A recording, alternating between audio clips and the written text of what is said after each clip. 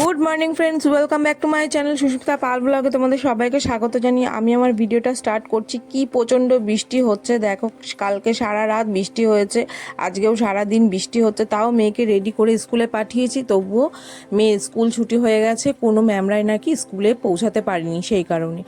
আর আমি সকাল সকাল এই যে একটুখানি মেয়ে খেতে চেয়েছিল তাই একটু লাড্ডু বানাচ্ছি, একটু হাতে ঘি মাখিয়ে লাড্ডুটা বানিয়ে রেখেছি, তাহলে দুদিন রেখে খাওয়া যাবে, বর্ষাকাল তো। আর মেয়ে ভিজে ভিজে যেহেতু স্কুল থেকে এসেছে তাই জন্য একটু কাঢ়া বানিয়েছি, ওকে একটু সারাদিন ধরে অল্প অল্প করে খাওয়াবো যাতে ঠান্ডাটা না লাগে।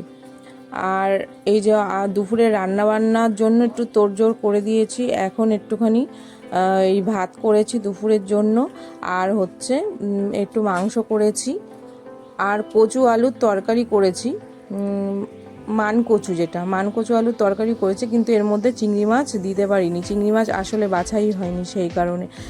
এখন চিংড়ি মাছ বাছবো, তার আগে এই যে পড়াবো, সবাই পড়তে চলে এসছে, টাইম হয়ে গেলে তো সবাই পড়তেই চলে আসবে, চিংড়ি মাছ বাছতে তো অনেক সময় লাগে সেই কারণে দেরি হয়ে গেছে।